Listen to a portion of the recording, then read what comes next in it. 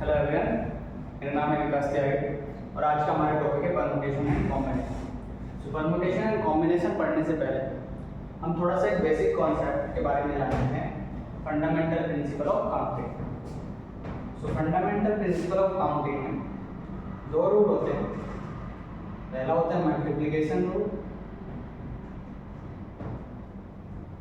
और दूसरा होता है एडिशन रूल। तो सबसे पहले मल्टीप्लिकेशन रूल के बारे में थोड़ा जानते हैं। सो मान लीजिए P Q R three places है। पी से क्यू जाने के लिए हमारे पास दो रास्ते हैं, 1 एंड 2, और क्यू से आर जाने के लिए हमारे पास तीन रास्ते, ए बी एंड सी। तो यदि हम पी से आर जाना चाहते हैं, पी टू आर, तो उसके लिए हमें पहले पी से क्यू जाना हो और फिर क्यू से आर जाना हो। तो दो पॉइंट पे हम चॉइस कर सकते हैं। पहले जब हम पी से क्यू जा रहे हैं तो यहाँ पे हम चॉइस कर सकते हैं कि हमें रास्ता 1 से जाना है या 2 से जाना है। मान लीजिए हम 1 से जाते हैं तो यहाँ फिर जब हम क्यू से आर जा रहे हैं तो फिर से यहाँ पे चॉइस आती है। हम ए से जा सकते हैं या फिर बी से जा सकते हैं, आर ही जाएंगे, या फिर सी से जा सकते हैं। तो बेसिकली इस तरह हम चूज करके यहाँ पे हमारे ना तीन वेज होते हैं। हमारे बी से आर जाने के टोटल वेज होते हैं यहाँ पे 3। और यदि हम यहाँ बी से क्यू जाते समय 2 रास्ते को चूज कर लेते हैं तो फिर यहाँ पे हमारे 3 चॉइसेस ही आती हैं। हम क्यू से आर ए से जा सकते हैं, क्यू से आर बी से जा सकते हैं, या फिर सी से जा सकते हैं। यहाँ भी 3 चॉइसेस आती हैं हमारे पास, या 3 वेज कह लीजिए। ओके, तो टोटल वेज कितने हैं? Total ways of going from P to R total 6 है, 3 ये और 3 ये। ओके, तो यहाँ पे ये तो हम एक एक करके हमने गिना था तब 6 आया, लेकिन यहाँ पे हम इस तरीके से भी कर सकते हैं कि हम लिख सकते हैं total ways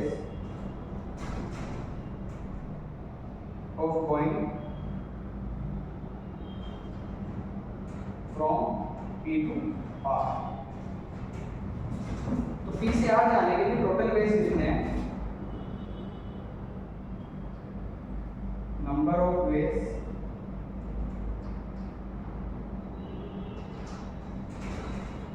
of going from P to Q into number of ways of going from Q to R, Q to R। So P से Q जाने के हमारे पास कितने रास्ते हैं? 2। यहाँ पे 2 रख दें, इनटू Q से R जाने के कितने हैं? ये 3 है, तो 2 into 3 equal 6। तो इस तरीके से भी हम यहाँ P से R जाने की टोटल वेज निकाल सकते हैं। तो बेसिकली मल्टीप्लिकेशन रूल कहाँ पे लगता है? जहाँ पे एंड की सेंस है, एंड। ओके, यानी कि यदि हमें P से R जाना था तो उसके लिए हमें पहले P से Q जाना है एंड फिर हमें Q से R जाना है। तो हमें 2 चीजें करनी है साथ में, इसलिए यहाँ पे मल्टीप्लिकेशन रूल है। तो इसी तरीके इसे हम ऐसे बोल सकते हैं, if we can do a work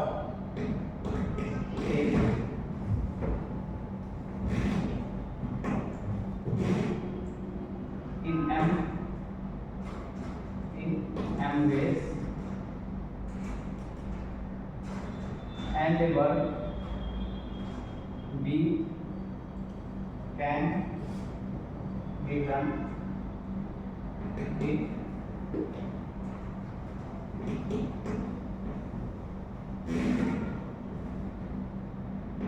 in n ways whenever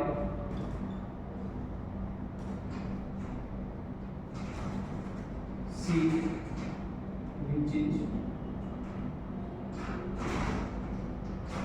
completed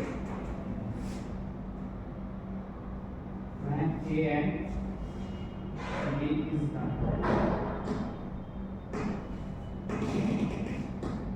Can be done in unplanned ways. Basically, यदि A कोई कार्य है जिसे हम n तरीके से कर सकते हैं, m वे से उसे करने के, और B कोई वर्क है जिसे करने के n वे से, तो यहाँ पे अगर C कोई वर्क है जिसे करने के लिए हमें A को और B को दोनों को करना पड़ेगा, B A and B both, तो उसके लिए उसे हम m इंटू n वेज से कर सकते हैं. ओके, तो अब हमारा आता है एडिशन.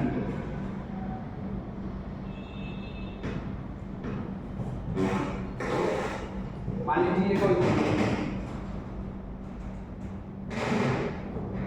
तो यहाँ पे आपके गेट है यहाँ से बाहर जाने के, 1 2 एंड यहाँ पे 2 गेट है A और B, ठीक है. तो यहाँ पे कोई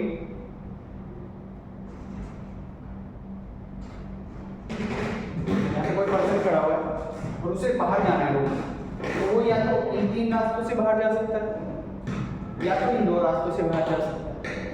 बेसिकली अगर वो इसमें से कोई भी काम करता है, यदि वो आगे के 3 रास्तों में से किसी एक से बाहर चला जाता है या पीछे के 2 रास्तों से किसी एक से बाहर चला जाता है, तो उसका जो पर्पस है बाहर जाने का वो फुलफिल हो जाता है.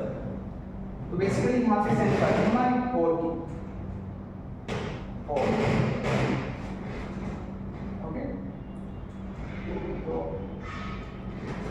या तो वो आगे के 3 रास्तों से जा सकता है तो पीछे के 2 रास्तों से.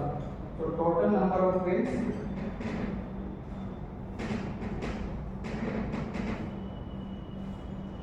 Going out of the room equal to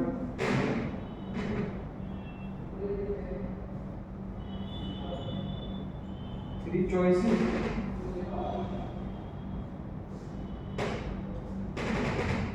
front gate,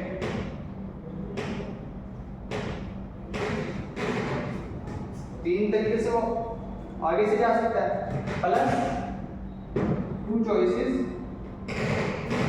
यहाँ पे लिख देते हैं, plus 2 choices from back side. तो यहाँ पे हमें प्लस करना है, आगे से 3 चॉइस है और पीछे से 2, तो 3 और 2 5 हो जाएंगे. ओके, सो इस तरह यहाँ पे भी हम बोल सकते हैं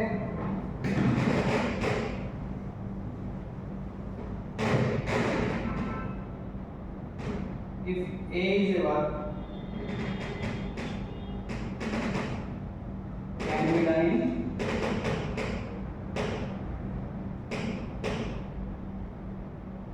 in m ways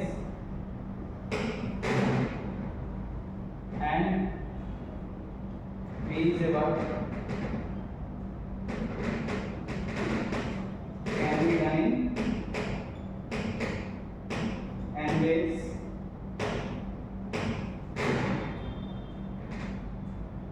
then if C verb is completed then either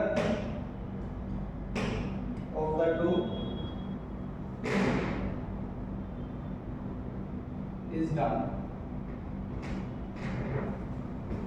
A कोई वर्क है जिसे करने के m तरीके हैं और B कोई वर्क है जिसे करने के n तरीके हैं.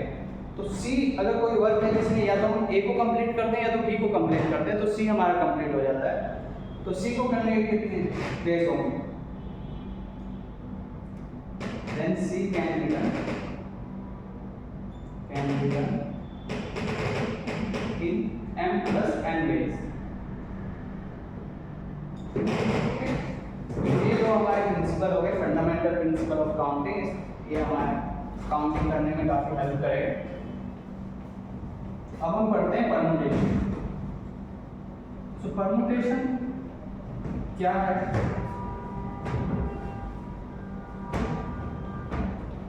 जैसे 10 स्टूडेंट्स कोई एग्जाम देते हैं या 10 एथलीट्स किसी रेस में पार्ट लेते हैं, तो उनमें से कौन फर्स्ट आता है, कौन सेकंड आता है और कौन थर्ड आता है, ये काफी इंपॉर्टेंट है।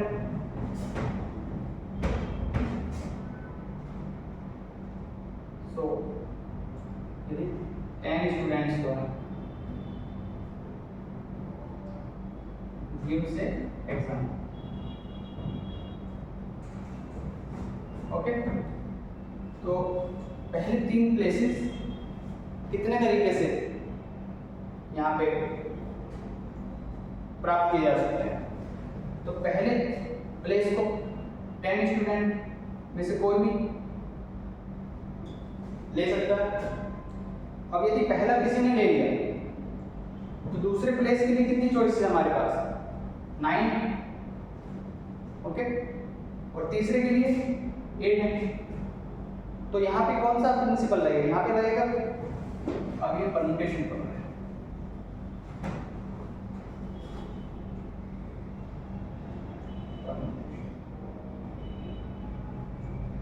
तो यहाँ पे हमारे फंडामेंटल प्रिंसिपल ऑफ काउंटिंग के मल्टीप्लिकेशन रूल से, क्योंकि हमें तीनों प्लेस का पता करना है कि तीनों प्लेस को कितने तरीके से क्या क्या चॉइस है हमारे पास 10 स्टूडेंट्स। तो यहाँ पे मल्टीप्लाई हो जाएगी और ये आ जाएगा 720 डेज, यानी कि 10 स्टूडेंट यदि कोई एग्जाम देते हैं तो पहले 3 प्लेस पर आने के तरीके जो है total number of days 720, okay. So यही होता है हमारा permutation.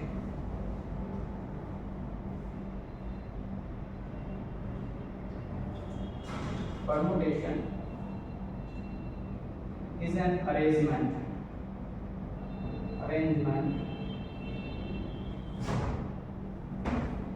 of all or a part of a set of objects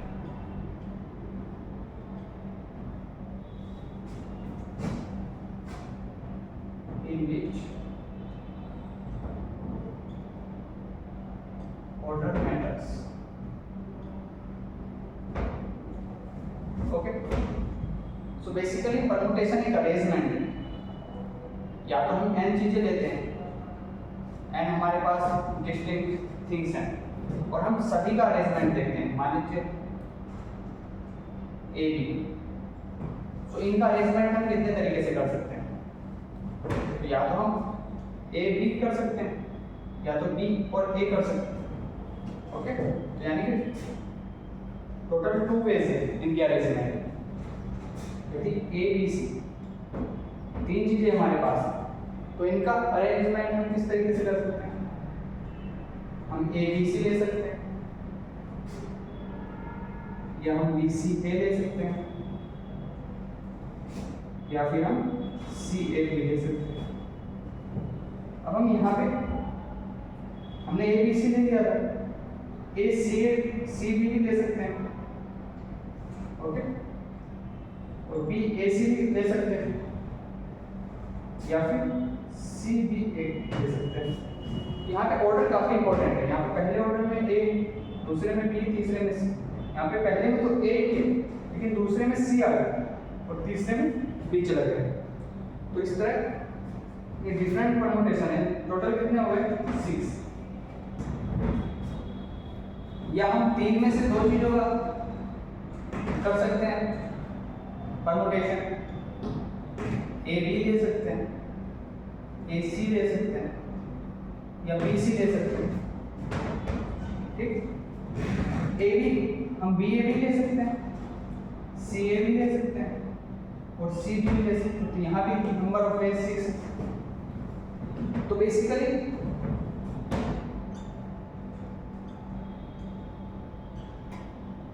arrangement of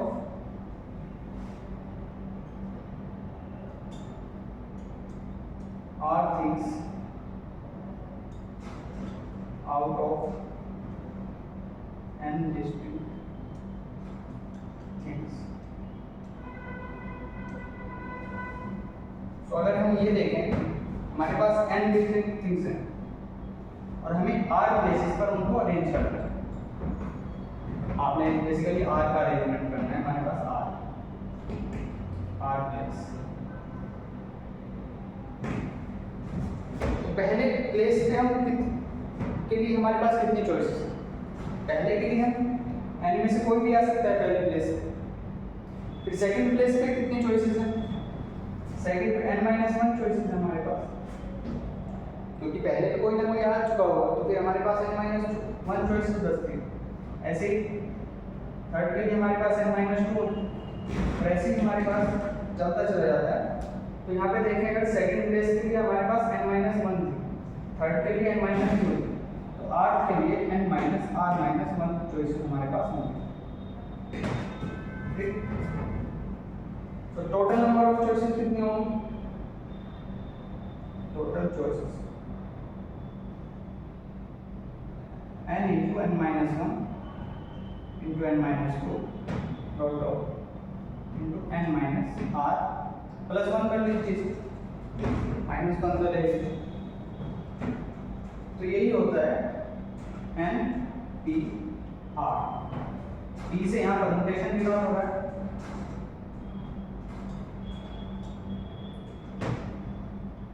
और n मतलब n डिस्टिंक्ट थिंग में से हम ले रहे हैं और r थिंग्स को परम्यूट कर रहे हैं। तो इसे हम NPR बोलते हैं, permutation of r things out of n distinct things. Okay, so ये हो गया हमारा परम्यूटेशन। अब आता है हमारा कॉम्बिनेशन। तो परम्यूटेशन में क्या है कि हमारा ऑर्डर काफी इंपॉर्टेंट है। कॉम्बिनेशन में ऑर्डर इंपॉर्टेंट नहीं होता।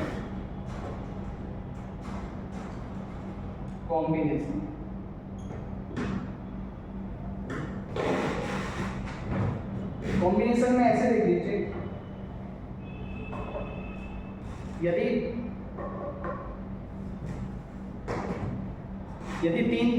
यदि 10 खिलाड़ी हैं और 10 खिलाड़ियों में से किसी 3 का चयन होना है किसी टीम में, ठीक। और मैं टीम में ऑर्डर इंपॉर्टेंट नहीं, ठीक। तो केवल इतना ही इंपॉर्टेंट है कि सिलेक्शन हुआ या नहीं हुआ। ओके, सो जब ऐसे होता है तो उसे हम बोलते हैं कॉम्बिनेशन। परम्यूटेशन में हमारा क्या था? ऑर्डर काफी इंपॉर्टेंट है। कौन पहले सेलेक्ट हुआ, कौन दूसरे सेलेक्ट हुआ, कौन तीसरा सेलेक्ट हुआ, ये इंपॉर्टेंट है। जैसे यहाँ पे हम, यदि हमारे पास 3 चीजें हैं जो डिफरेंट है, अब हमें इनमें से 2 का सिलेक्शन करना है, तो हम AB को सिलेक्ट कर लेते हैं। अब हम BA को सिलेक्ट नहीं कर सकते क्योंकि AB और BA सेम है, ऑर्डर इंपॉर्टेंट नहीं है। ओके, तो हम AB को सिलेक्ट कर सकते हैं, AC को सिलेक्ट कर सकते हैं या BC को सिलेक्ट कर सकते हैं। तो हमारे पास टोटल नंबर ऑफ वेज कितने होंगे? 3। ओके, तो इसे हम बोलते हैं basically selection of r things out of n different things।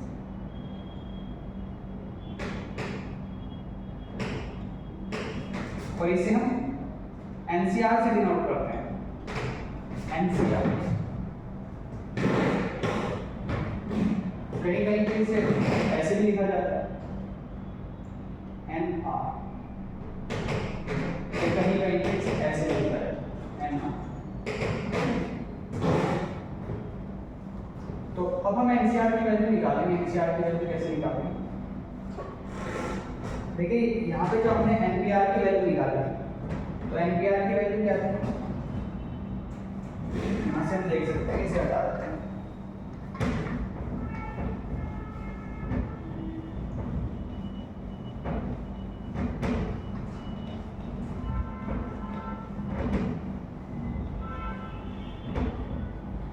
NPR हमारा क्या है? एनपीआर हमारा था एन डिफरेंट चीज़ों में से हमें आर थिंग्स को सिलेक्ट करना है।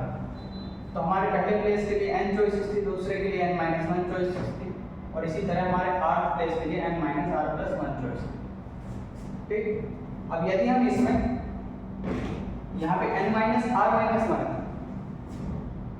यहाँ पे n-r ले लेते हैं, n-r-1 ले लेते हैं, और ये 3 2 1 तक इसमें मल्टीप्लाई कर देते हैं, और नीचे भी हम इसमें n-r n-r-1 dot dot 3 into 2 into 1 इसकी मल्टीप्लाई करते हैं। तो ऊपर हमारा ये क्या बन गया? ऊपर हमारा ये बन गया फैक्टोरियल n, ओके, और नीचे क्या बन गया? Factorial n-r। तो NPR की हमारी वैल्यू होती है factorial n divided by factorial n-r। तो अब हमें NCR की वैल्यू निकालनी है। उसके लिए हम देखते हैं NPR में और कॉम्बिनेशन और परम्यूटेशन में डिफरेंस क्या है, केवल ऑर्डर का डिफरेंस है। तो हम परम्यूटेशन को इस तरह भी लिख सकते हैं, अगर हम उसे दो पार्ट में डिवाइड करें कि पहले हम n में से r थिंग्स को चूज कर लेते हैं और फिर हम उनका अरेंजमेंट कर लेते हैं। ओके, सो हमारा पूरा वर्क कब कंप्लीट हो रहा है? जब हमने पहले चूज कर लिया और फिर अरेंज कर दिया। तो बेसिकली आप फंडामेंटल प्रिंसिपल ऑफ काउंटिंग का मल्टीप्लिकेशन रूल लगेगा। तो एनपीआर को हम बोल सकते हैं number of ways of selecting r things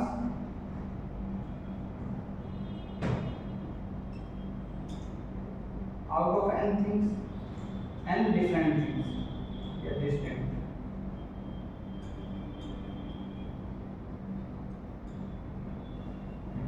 okay, multiply by, अब हमने r थिंग्स को चूज कर लिया, अब हम उनको अरेंज कर सकते हैं। अरेंजमेंट ऑफ r थिंग्स, जाहिर सी बात है ये भी डिस्टिंक्ट है।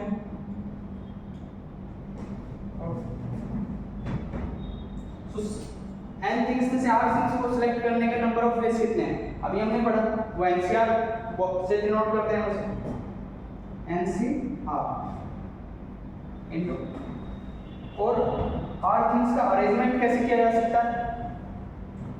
r प्लेस 1 2 3 अब तो r, और हमें r का ही अरेंजमेंट करना है। तो पहले प्लेस के लिए हमारे पास कितनी चॉइस है? r चॉइस, दूसरे के लिए r-1 चॉइस, तीसरे के लिए r-2 चॉइस।